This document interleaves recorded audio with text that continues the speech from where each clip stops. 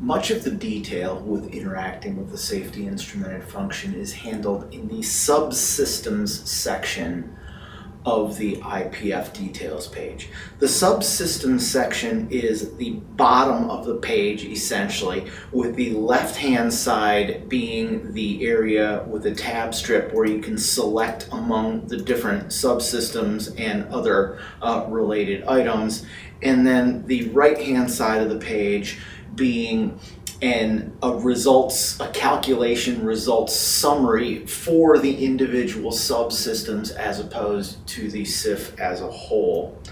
So if you look at the subsystems section, you'll see that there are sensors, logic solvers, and final elements. And this is the area where, when you're setting up a safety instrumented function, you will define what the sensors, logic solvers, and final elements for the SIF are. So if you look at the sensor section that's on the screen now, you'll see that the sensor that for this safety function is PT101D, A, B, and C. That's a 2 out of 3 voting arrangement of transmitters. Now, how was that selected? Well, what we need to do is we need to go into the drop-down list that will display all of the sensors that have been defined for the project, and then pick the sensor that's associated with the safety instrumented function.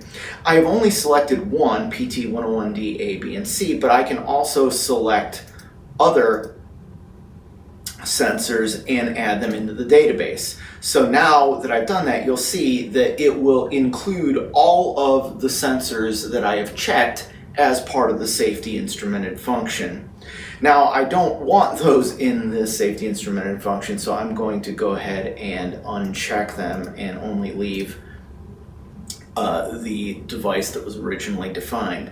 Now, if there's a sensor or if I need to add a sensor that's not on the list, I can add a new sensor by clicking on the Add New Sensor button, which is going to bring up the instrument details page. We'll talk more about the instrument details page a little bit later. So that's how you select sensors.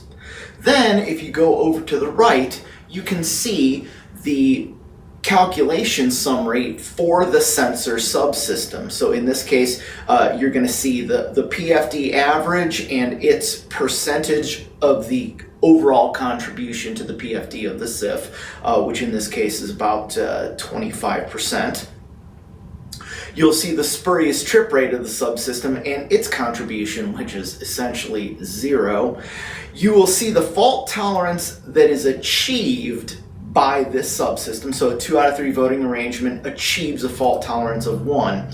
And then you'll see the SIL capabilities of the subsystem in terms of just the PFD average. So the PFD of 1.91 E-3 makes this sensor subsystem suitable for use in SIL 2. And then you'll also see the max SIL capable based on the fault tolerance. And a fault tolerance of 1 is going to make this subsystem suitable for SIL 3 applications. So those are the summary information, and you're going to see that same summary information for the logic solvers and also for the final elements.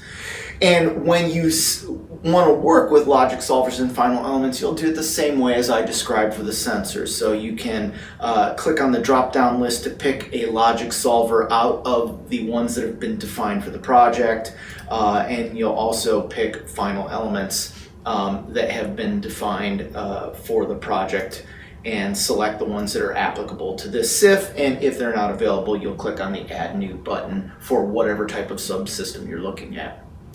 In addition, on this tab strip, there are a couple of additional items. There is a recommendations tab that'll show you the recommendations that are applicable to this specific safety instrumented function, or you can click on the Add New Recommendation button. That'll bring up the recommendations dialog and allow you to create a new recommendation that is associated with this specific safety instrumented function.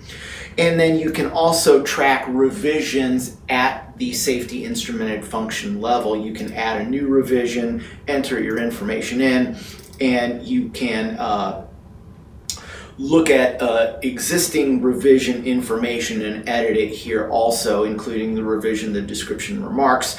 And here is where you will also have the ability to check and approve, or uncheck and unapprove, as the case may be, for the revision itself.